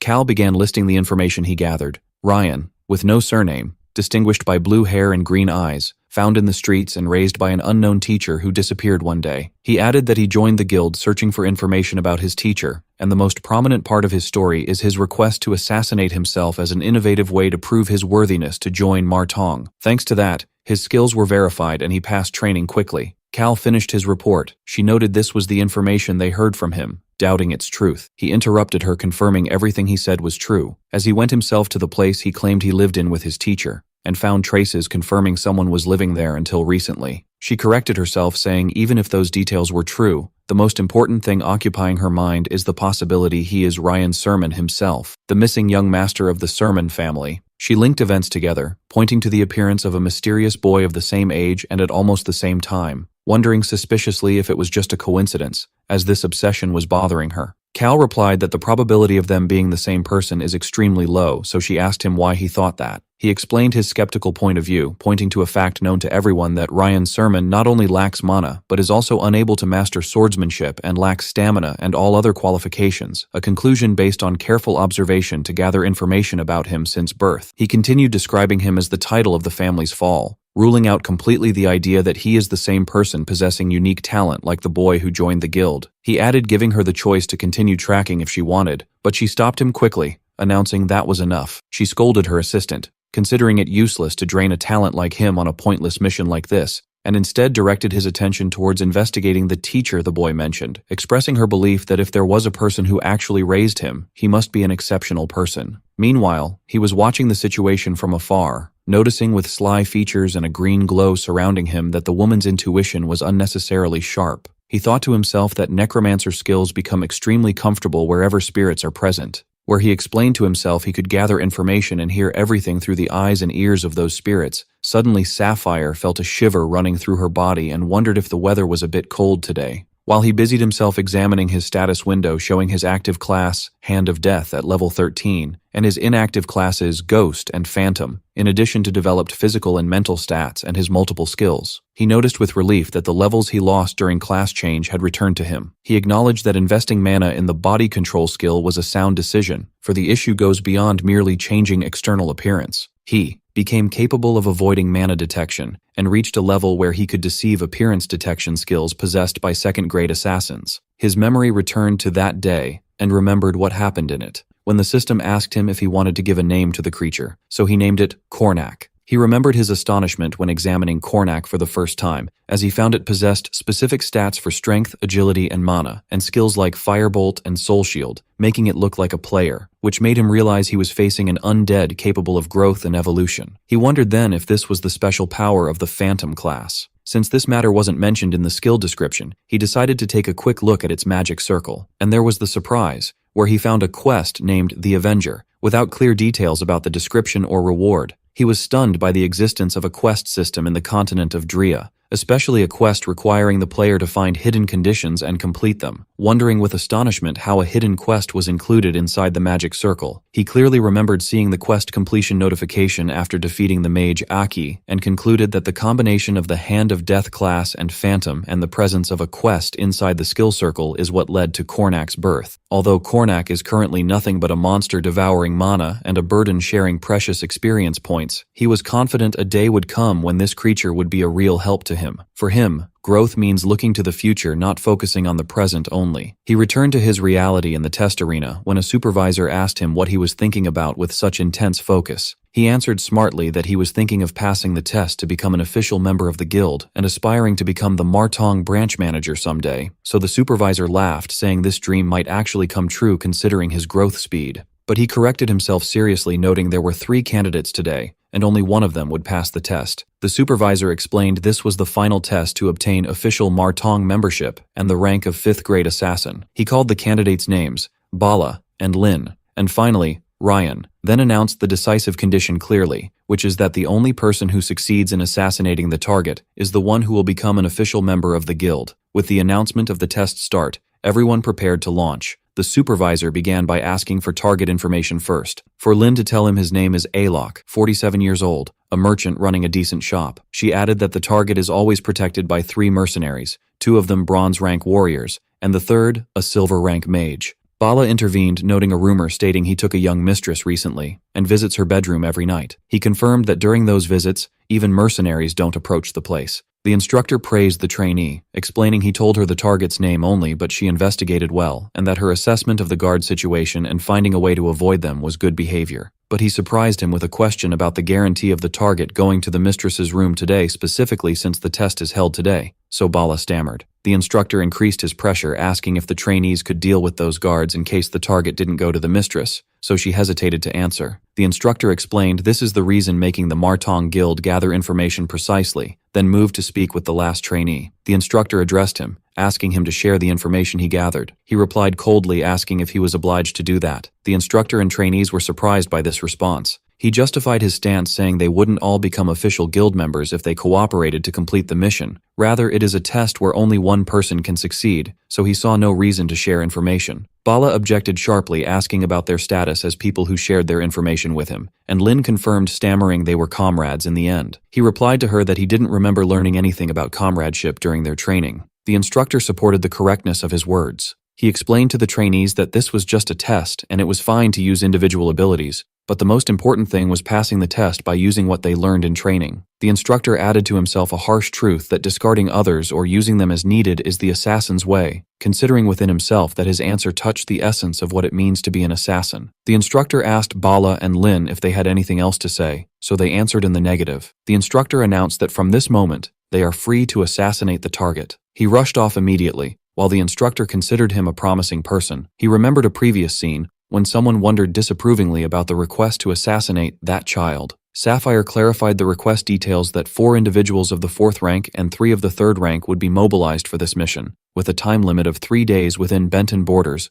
and a reward of 100 gold pieces upon success. The basic condition was making him join the Martong branch in Benton as a special grade trainee. The instructor mocked the time limit, considering 3 days an exaggerated duration, and vowed to the others to find him within 10 minutes only, no matter how he tried to hide. But the instructor admitted his abject failure later, acknowledging that the child's traps and tricks were no joke. Committed to the promise, Sapphire told him she would start his training from that day. Back to the present, the instructor thought that becoming an official assassin in Martong isn't easy, especially since the target in this test was appointed personally by the branch manager to be the hardest in history. While he was running, he felt he might be at the starting point of history. Bala stormed the place, smashing the window, and disabled the alarm magic and mechanical devices in a single moment. Bala thought to himself that he had succeeded in sneaking in, avoiding the mercenaries, but he was shocked by their unexpectedly large numbers. Suddenly, shouts rang out announcing an intruder, as the guards pointed in the direction he had taken, warning not to let him escape. Meanwhile, Aina watched what was happening, describing him as a fool, but she acknowledged that things had turned in her favor thanks to him. She told herself that even if she hadn't been discovered, she would have made sure to be discovered to create a distraction. She deduced that the target, Alok, who had survived numerous assassination attempts until now, always chose a specific hideout. and this hideout was his main wife's bedroom. Inside the room, the wife screamed at him, expressing her fed-up state, considering his bringing of assassins after bringing a concubine to be unbearable. He tried to calm her down, calling her honey and denying the charge, insisting that the presence of the assassins was not his fault and that the room was completely safe. Ina noticed from the outside that the defenses were better than before and that the number of mercenaries had increased. But she saw that the mercenaries attached to the target had rushed towards him, leaving only 5 ordinary soldiers that she could sense. So she decided that a frontal attack was worth a try. He screamed in panic, asking his wife what she was doing and demanding she put down what was in her hand immediately due to its danger. But she confronted him, saying she had tried to be patient while remembering the words of love he used to whisper to her. She admitted her inability to endure any longer, accusing him of taking money from her family again under the pretext of a lack of funding for his business. She revealed to him that she knew he used the money he received from her family to buy a gift for his mistress. Then she attacked him amidst his terrified screams. The blood-stained knife fell to the floor. The wife stood stunned, muttering about what she had done before letting out a resounding scream. One of the guards burst into the place, asking anxiously what had happened. Ina realized that the mission target had been killed by his wife, so she wondered in confusion if this counted as a success or a failure. She thought about why Ryan hadn't appeared yet. She concluded that the request had failed. She reasoned that the target was killed by his main wife's hand, not by theirs. Later, Ina looked at him suspiciously, asking why he was here before her. She even doubted whether he had gone to the mansion with them in the first place. Bala arrived, panting heavily, announcing his safe return. He explained that the mercenaries had suddenly started fighting among themselves, which gave him a chance to escape with difficulty. The instructor announced the end of the test, then clapped his hands, explaining that the assassination was not a failure. He pointed to Ryan, confirming that the request was completed because he was the one who accomplished it. The trainees were shocked and shouted in protest, asking how the request could be considered successful in this case. It was clearly evident that the target Alok had been killed by his main wife, who was stained with blood, so the supervisor confirmed to the astonished attendees that what happened was entirely his doing. The supervisor explained that he manipulated the course of events and pushed the wife to kill him with her own hands, which astonished the other trainees. The supervisor explained that he planned the matter so that the wife would be the instrument of execution, and when asked for an explanation, everyone expected him to answer arrogantly, but he surprised them by saying he would tell them the truth. He revealed that the solution lay in exploiting what was between the couple. The colleagues wondered if he had exploited the target's family situation or obtained secret information from the branch manager, but he denied that, explaining that he learned of the target at the same time as them,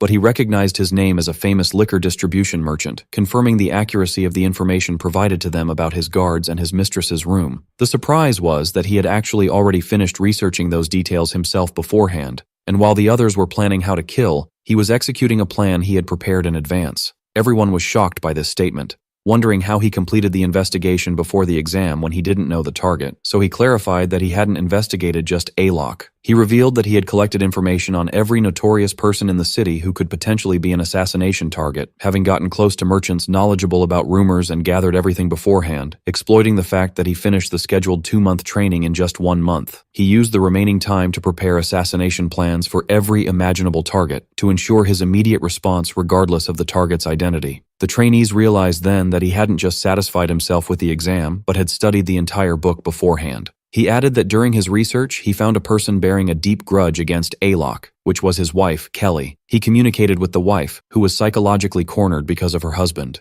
and calmly suggested a solution to her, hiring an assassination guild. The husband was ignoring his wife and constantly bringing in mistresses, using money received from her family, which made her hate him to the point of wanting to kill him. But she didn't actually want his death initially. He told her that if she hired extra mercenaries and strengthened security, he would stay safe and would only feel fear. He predicted that when he fled, he would retreat to the safest room in the house, which was his wife's room. He instructed her to portray that commotion as a conspiracy plotted by the mistress with a secret lover of hers, so that the husband would come to his senses and return to her. Because she was drowning in alcohol and despair, she believed the story very easily. Had things stopped there, they would have gone as the wife wished. But he told her an additional and crucial piece of information right before the assassination began. He revealed to her that the money Alok was using to meet his mistress and buy gifts for her was taken entirely from her family under the pretext of funding the business. The instructor realized that from the beginning, and even the exam itself, they were at the beck and call of this boy. While it became clear that he made the other trainee,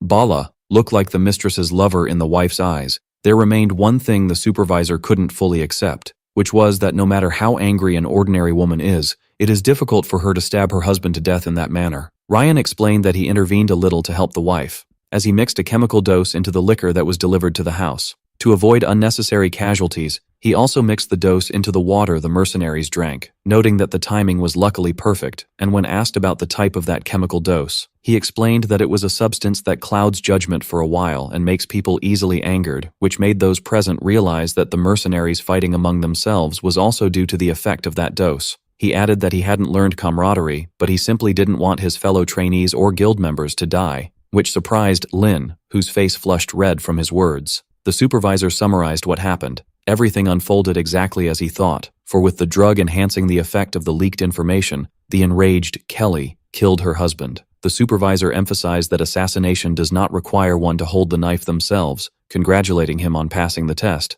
Ryan added that they should be able to collect the commission fee plus an additional amount from her, justifying that even though she had turned into a killer, the truth remained that hired killers had stormed the place, and they were the only ones who knew that she was the one who killed her husband, not the killers. From her perspective, she would want to cover up his death as if it were the work of the killers, even if she had to pay more. Meanwhile, the supervisor realized in his heart that his level was no small matter, and that his handling of the matter from an assassin's point of view was amazing. The other trainees realized that competing with him was futile, and they should target second place instead. The supervisor ordered the other trainees to return to the guild, but he stopped him, asking to speak with him. As they jumped over the rooftops, the supervisor asked him if he truly realized what he had done, pointing out that that woman must now live the rest of her life with the guilt of killing her husband, and asked him if he could imagine the feeling of an ordinary woman after becoming his killer. He assured him seriously that their guild raises killers, not monsters. He replied that he viewed her as an ordinary woman too, until he learned the reason Alok continued to bring mistresses. He revealed to the supervisor that every mistress the husband brought was disposed of by Kelly,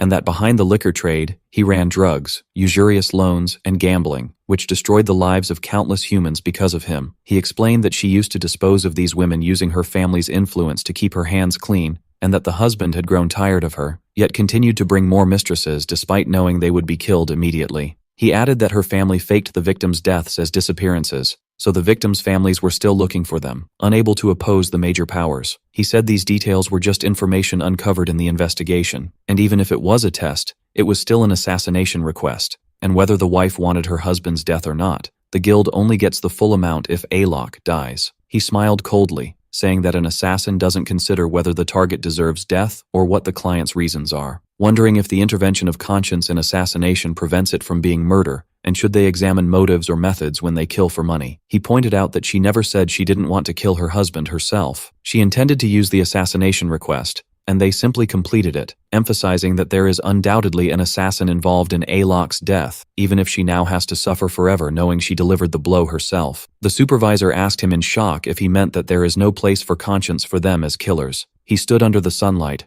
advising Mr. Dons that if he wanted to keep his humanity, he must become stronger, and grow strong enough to change the system from its roots. He concluded his speech by saying it doesn't matter how one looks for conscience while executing requests now. He confirmed to Dons that as long as he works under the umbrella of the Assassination Guild, nothing will change. Later, a smile was drawn on his face as he accepted congratulations from Sapphire on passing the test successfully, welcoming him as a full official member of Martong and a Grade 5 assassin. At that moment, system notifications appeared before his eyes announcing the mission completion and his level up, in addition to achieving an extra mission. Notifications also appeared stating he gained the respect of Lin and Bala, and the expectations of Instructor Dons, granting additional experience points. She explained to him that as a Grade 5 assassin, he could now accept official Martong requests, and that he could apply for a promotion if he met the conditions, adding with slight sarcasm that she didn't think he planned to promote immediately. But he interrupted her and listed the promotion conditions,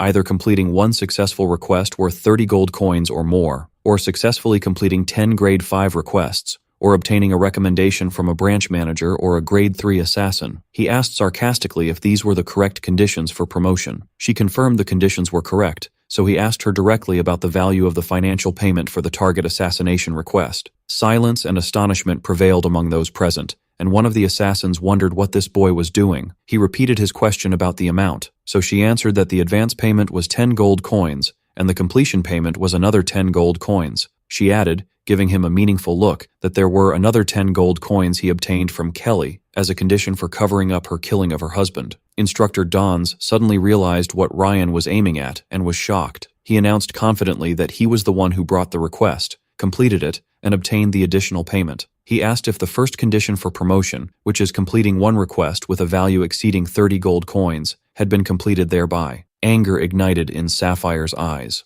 While he stood boldly declaring his status as a grade 5 assassin and demanding his promotion to a grade 4 assassin, whispers and disapproval spread among the rest of the assassins in the hall. Sapphire considered his behavior extremely arrogant. She acknowledged the amazing achievements he had shown, but she asked him sharply if he was looking down on them with exaggerated condescension. She proceeded to remind him that the organization has its rules and principles, and that assassins are not truly considered legitimate until grade 4 and onwards. She added that everyone builds their experience and skills, undergoes verification among their peers, and takes pride in reaching the rank of grade 4, accusing him of despising all those efforts. He didn't care for her lecture and asked her coldly if the promotion conditions were met or not, making her admit that they were met even if not perfect, warning him that behaving this way would bring him everyone's resentment. She told him she would pretend she didn't hear his words, and she tried to diffuse the tension by suggesting that his fatigue from the first mission was the cause, but he refused to back down, confirming that he would not withdraw his promotion request. She flew into a rage and shouted at him, saying that if he wanted to live here decently, he had to learn some manners. At that critical moment, Instructor Dons intervened, calling the branch manager and asking for permission to speak as the test supervisor. She gave him permission, so he surprised everyone by announcing that he believed Ryan was fully qualified to take the grade 4 promotion test immediately. Dons explained that it wasn't because he looked down on them, but because he showed the most important and vital thing in this test. She asked about the most important thing, and the instructor clarified that it wasn't about making plans or tactics, but about pure physical ability, pointing out that Ryan possesses assassination skills that rely on high physical capabilities. The other trainees admitted that he succeeded in his last mission thanks to his clever tactics. But the instructor revealed that the grade 4 promotion test is something impossible to pass without enormous physical ability, considering it an opportunity to measure his true skill level or to teach him a harsh lesson. The rest of the attendees supported the instructor's words, noting that he had escaped them in the chase game earlier, mostly using traps. Based on that, she agreed to conduct the promotion test, warning him that this test requires even fully prepared assassins to risk their lives. She directed her question to him with a challenging smile, asking if he was ready, so he shook her hand, confirming his complete readiness. Later, inside a tavern, the instructor described his behavior as extreme recklessness, and Bala guessed that he acted this way because he wanted something, and Lin asked him if he had a plan. She explained to him that the grade 4 test wouldn't be held for at least a month or two while drinks arrived at their table. The instructor offered to train him until that time since they needed to determine a suitable target for the test, but Ryan politely refused, reasoning that he wished to get some rest. The instructor was surprised by the idea of rest, as he told him he planned to stay away from the guild for a while, wondering if he was allowed to leave the branch area now that he had become a full member. The instructor confirmed to him that it was allowed, so he told him of his intention to return before the test and that he would pass by the Martong branch to check for test news. Dons asked him if leaving the guild was his current plan. A mysterious smile appeared on his face, causing the instructor to sigh and tell him to do as he pleased, inviting them to enjoy their drink, and warning the barmaid against serving alcohol to the boy. Dons advised Ryan that this free time wouldn't be easily available later, for once he reached grade 4, he would be compelled to accept requests constantly, especially since targets are often branch leaders, meaning a lack of rest. He thought to himself that he had to go before that happened. He arrived at a rugged mountainous area known as the Dark Zone, or the Land of Death. There he glimpsed a procession for a carriage guarded by a group of knights. One of the knights noticed a person sitting on the side of the road, and it was him disguised in a cloak, so the knight asked him about his identity. He claimed his leg was injured and asked them to take him to the next village, claiming he would die if the sun set while he was in this state, and that he was waiting for anyone to pass by to help him. The pink-haired knight thought that this child was extremely bold. He scolded him loudly for stopping a noble's carriage, threatening him that if they were on an urgent official mission, they would have killed him on the spot. But he replied smartly, pointing out that the rhythm of the horse's hooves was regular, meaning they weren't in a hurry, and if they were on an official mission, they would have taken the main road, not this side road. The knight was stunned by the boy's deduction. He continued his pleading, asking them to consider it saving a poor child and helping him just this once. The noble person sitting in the carriage had a change of heart and ordered Knight Kennel to put the child in the carriage. Kennel objected strongly, so the noble suggested an alternative solution, which was putting him on the back of one of the horses. The scene looked surprising as Ryan settled on the back of the horse in front of the commander, prompting one of the subordinates to comment, laughing that this position suited the commander surprisingly well, which provoked his grumbling. The commander asked the boy for his name, so he answered, introducing himself and saying he came from Benton. He pointed out smartly that he was saved thanks to the kind young lady in the carriage, but the commander replied rudely, saying he should be grateful because meeting her was just a stroke of luck. In his heart, he denied that it was mere luck, but rather a tight plan to escort Lady Senton Rose, who bears the Rose crest and is a descendant of the family. He had learned during his reconnaissance of the road beforehand, while looking for any dangers, that the Rose family procession would take the same route he was taking. The Rose family lived quietly in the outer regions of the kingdom of Finestroy, but the sudden death of the family head forced the lady into exile. He noticed that the procession escorts were not real knights, but special soldiers of the family who were granted the title of knight upon joining the exile, given that the family was of minor nobility in the border region. While the soldiers spoke sorrowfully about the hardships their young mistress was going through, he was thinking that the fall of the Rose family was attributed to the Sermon family. This is what the investigations concluded, which stopped at the death of the family head and Senton Rose's exile. The question occupying his mind remained how the Sermon family was involved in all this. While the commander asked disapprovingly how the fault could be Sermon's, another replied that he heard something. The soldier revealed a rumor saying the cunning Sermon family was the one who assassinated the Rose family head to hide evidence of their secret dealings, which sparked his internal shock. He sat at night thinking about what he heard, and deduced a lot of information from communicating with them, concluding that the fall of the Rose family stemmed from the recent conflict between the Sermon and Phaeton families. The roots of the relationship go back to when the eldest son of the Rose family, which belongs to the kingdom of Finestroy, where the Phaeton family is, became a knight for the Sermon family in the kingdom of Dyron. This son was killed while performing his duty guarding the borders in the Dark Zone, so the Sermon family decided to honor him by providing massive support to the Rose family. Another noble family that was competing with Rose and held a grudge due to its sudden rise with Sermon's support exploited the ongoing conflict between Sermon and Phaeton as an opportunity to move. After the assassination of the Rose family head, rumors spread that the family was secretly working for Sermon, and that the latter killed the family head to bury the evidence. Although the Rose family claimed the assassination was by order of Phaeton, the increasing influence of Phaeton and the weakness of Sermon made their words useless. Thus, after losing its leader and the collapse of its power, the Rose family set off on the road to exile towards Dyron. Ryan realized that the only ones who knew the full truth were those who stayed with Senton Rose and didn't abandon her, including Kennel, who was appointed knight recently, and a few close subordinates. He was certain that this journey of exile would never be easy. Commander Kennel told his knights that the problem didn't lie with the Sermon family, but with Phaeton and the Ayani family, recalling the looks of the second son of the Ayani family towards the young lady. In reality, this exile wouldn't have been possible without the Sermon family obtaining permission from the kingdom of Dyron. In fact, the Sermon family had exhausted its remaining resources to provide the necessary support for them. Meanwhile, one of the soldiers proposed a toast to the Sermon family, and the soldier offered Ryan an extra bowl of soup, which he accepted gratefully. He commented that the story was very interesting, especially with these people's close connection to the Sermon family, in response to someone's remark that the matter might be boring for him. While the soldier asked worriedly if it was right to bring a child like him with them and let him hear all those sensitive stories, the soldier reminded him angrily how he blocked their way to ask for help and ended up rolling in the dirt,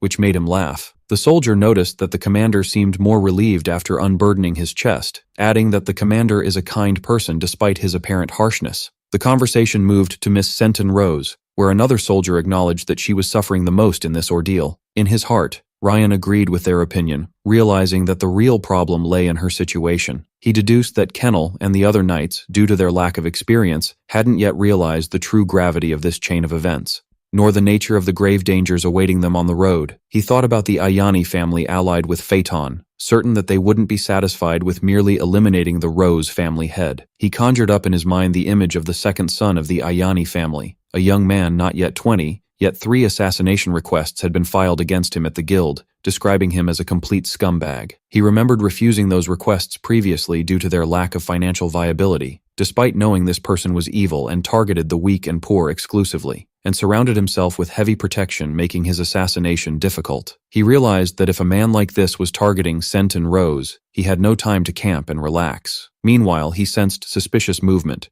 realizing someone was pursuing them and that a tail had attached itself to them. He decided it was best not to engage them, but to set traps to slow their pursuit, reasoning that their number and path indicated the message had already been conveyed. When the soldier asked him why he was covered in dirt, he lied, claiming he rolled while relieving himself. The soldier ordered him to stay and rest quietly. He felt satisfied because he had laid enough traps to disable the pursuers, and that he had gathered the necessary information, deciding that his connection to them would end upon reaching the next town. He considered that the price for the soup he ate. The next morning, he thanked them for giving him a ride this far, and when asked why a child like him was near the dark zone, he claimed he was a traveling merchant planning to buy monster materials from Dassam village to sell in Benton. The soldier pointed out that their paths parted here, but the commander intervened suddenly and presented him with a bottle of medicine. He explained to him that the young lady ordered him to give him this medicine because his leg hadn't fully healed yet. Ryan was surprised and asked if the lady was leaving. The commander conveyed the lady's thanks to him, explaining that thanks to him they were able to find a rare moment of peace amidst their ordeal. The commander told him they would stay in the continent from now on, and offered help if he ever needed it, but then he retracted his offer, asking him not to look for them even if he needed help. The soldier commented to him that the commander might seem rude but was kind-hearted, and another soldier added that the commander would have found a way to help the child even without orders. The soldier smiled, pointing out that the commander's only problem was his excessive frowning, while the commander shouted at him, scolding him for not moving quickly. While walking alone on the mountain road, he heard the sound of horse hooves approaching rapidly from behind him. He took a sip of the medicine while analyzing the situation. Realizing that a group was chasing them, he accurately determined the composition of the pursuit team consisting of 6 individuals, including 2 ordinary mercenaries,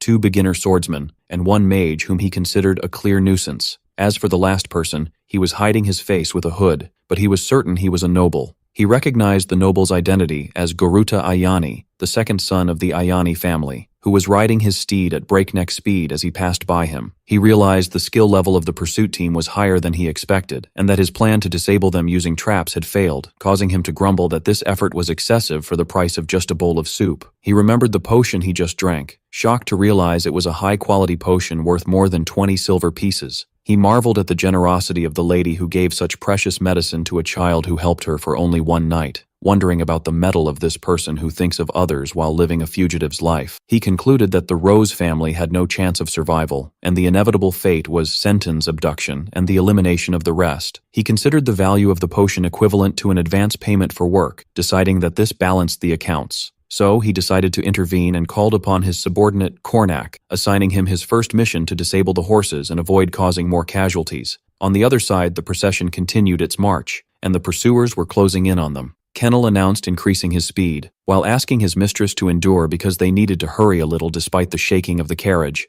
The soldiers were surprised by this sudden change, as the commander informed them in panic that they were being watched and people possessing mana were tracking them. Kennel screamed at his men to speed towards the border, which had become close, and issued his orders to Chaco and Gayan that in case the enemy caught up with them, they must take the lady and run directly towards the border. He assured them that once she crossed it, the Ayani family wouldn't dare touch her for fear of provoking the continent's border guards. Kennel made his fateful decision to stay behind to buy time for them. Amidst the shock of his men who chanted his name as he promised to meet them at the border, he realized in his heart that the Ayani family knights were not opponents he could match, especially since he obtained the title of knight by chance, but he affirmed to himself with pride that he was a knight of the Rose family. Suddenly the pursuers stopped in astonishment, when he blocked their path, screaming at them, ordering them to stop and retreat immediately, asking who dared to chase the Rose family carriage. He threatened the group pursuing them that he would cut them to pieces without mercy if they refused to retreat, but the leader mocked what he said, and that he would cut him. Wondering sarcastically if obtaining the title of knight made him something of value, Kennel recognized his opponent's identity with shock and uttered his name in horror, Garuta Ayani. Garuta's men panicked at the exposure of their master's identity, but he reassured them with a savage smile, pointing out that they would kill everyone anyway except Senton Rose. He issued his orders to his men to set off immediately and bring the woman before she reached the border, so they responded to him with one voice. Kennel tried to block their way, asking where they thought they were going, but a massive bang of a violent collision cut off his words and sparked chaos in the place. He realized the presence of a mage in the opponent's ranks, estimating his power to be of the second circle or higher. But Garuta ordered his follower to calm down and deal with Kennel as a fellow knight, threatening him that he would die here regardless of what happened. At that moment, Kennel was shocked when he recognized the face of the opponent facing him, asking in amazement why Commander Shiso, the former commander of the Rose Knights, was in this place. He answered coldly that the reason was money, of course. Shiso justified his betrayal, stating that the Rose family was finished, and he couldn't starve to death, adding with a cunning smile that he hadn't had some fun in a while, so he asked him to make it entertaining, and the two swords clashed with power and violence.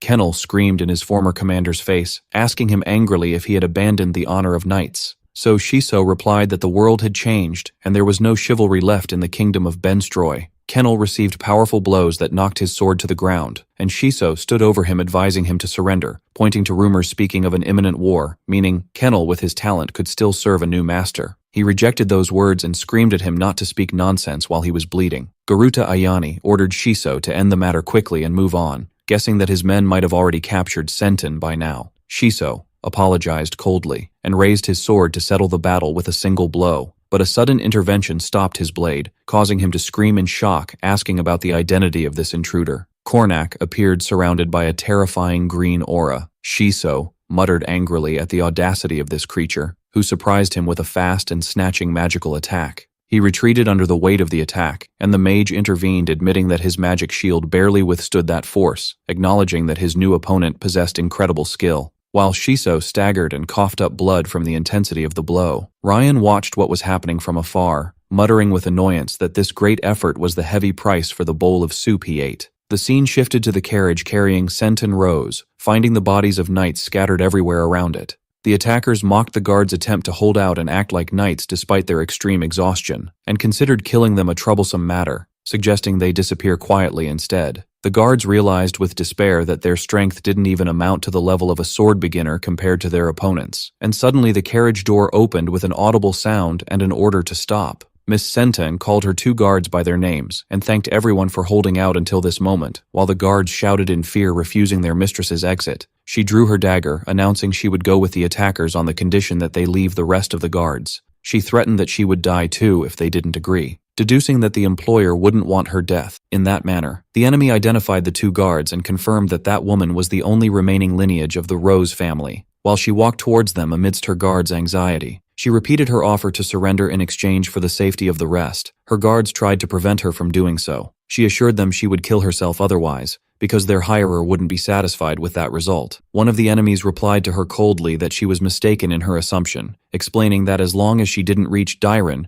she was not considered a noble nor anything worth mentioning. She was shocked by his words, as he assured her this meant there was no reason to listen to her. He threatened to show her the consequence of resisting a knight using mana. The guards screamed in panic and tried to move quickly towards her to save her. Suddenly someone rushed in with lightning speed, delivering a violent kick to the enemy's face. Senton was stunned by what she saw, while the enemy fell to the ground from the force of the kick. The other enemy wondered about the identity of this intruder. Ryan appeared in his cloak, complaining that he intended to cover the cost of the potion with this intervention, but he mocked the weak level of the opponents, noting that he might have some change left from the account. He directed his words to the miss, suggesting she consider the potion and soup as a down payment and hire an assassin from Martong to do the job. She repeated the words in astonishment. He speaks of an assassin from Martong? The enemy wondered strangely why Martong was here and why they were helping the Rose family. She began analyzing the situation, thinking that if he was from Martong, he might be from the direct line of Asan. She quickly offered a sum of 30 gold coins. He smiled, saying it was good she grasped the situation quickly, but he corrected, saying, however, he explained to her that the amount was very small, as 30 gold pieces were only enough to deal with the knight standing in front of her. He explained that the amount was extremely meager to deal with the second son of the Ayani family, the former commander of the Rose family knights, plus a mage of the third circle. The enemy looked at him with shock and suppressed anger. He warned her of the necessity to speak quickly, confirming that if the commission wasn't established and agreed upon, there was no need for his presence in this place. She realized the gravity of the situation, muttering that his departure now meant the failure of the exile plan and the loss of everything. So she decided the time wasn't right to think about consequences, and protecting the Rose family was the top priority. She turned her gaze towards him and said in a voice filled with despair, everything, then completed her plea with great eagerness, offering him everything he wanted in exchange for helping them. He smiled a cunning smile and accepted the offer immediately, while a terrifying green aura began to surround him. The enemy mocked him for using the title assassin boldly while revealing his face, pointing out that real assassins hide their identities. But he launched towards him like an arrow, mocking his words and considering it the talk of cowards with small ambitions. And with a lightning movement invisible to the naked eye, he dealt a powerful blow to the enemy mage, declaring confidently that a professional assassin makes no mistakes and therefore possesses the audacity to reveal his identity. While Senton watched the scene in amazement, he was internally celebrating the success of his first official raid in the Martong Guild, realizing the price he secured was the entire Rose family, and deciding to build a reputation befitting this massive achievement. The enemy refused to surrender and screamed in his face not to speak nonsense, asserting they were not sword beginners to be defeated easily. The other knight appeared behind him suddenly, screaming at him to die, and executing a quick attack amidst his astonishment, which he managed to dodge easily. The other knight screamed at his fallen brother to urge him to get up, warning him that their opponent was an assassin from Martong and shouldn't be underestimated. He threatened him that he made a fatal mistake by accepting the Rose family's request, boasting of the dual sword style and harmonious position swapping with his brother. The brothers attacked together with the intention of making him regret his choice, but he met their attack with disparaging coldness. At that moment, he activated the skills body control, and physical acceleration, moving with insane speed that made the enemies think they were facing illusions or magical clones. Despite their inability to sense any mana flow, the brothers tried to maintain their cohesion, and one shouted at the other to adjust the counterattack timing. But he told them in a cold voice that it was already too late. Their confusion continued amidst hidden attacks. Wondering in confusion about the nature of this ability that resembles magic but doesn't rely on mana, chaos spread in their ranks, and their screams rose while trying desperately to coordinate their defenses. Then he revealed the shocking truth to them, telling them he had already applied the skills of physical weakness, obfuscation, and hearing impairment on them. The enemy realized with horror that they were facing curse skills, and one of them screamed, accusing him of being a possessor of necromancer abilities. He didn't give them time and finished them off with a crushing final blow, ordering them to taste the pain felt by those who died and were left behind from the Rose family. With sunset and the calm of the battle, Senten and her surviving guards stood next to the carriage. Suddenly they heard a familiar voice calling, surprised by the return of Commander Kennel alive, reassuring them eagerly about everyone's safety. Commander Kennel returned safely to his comrades.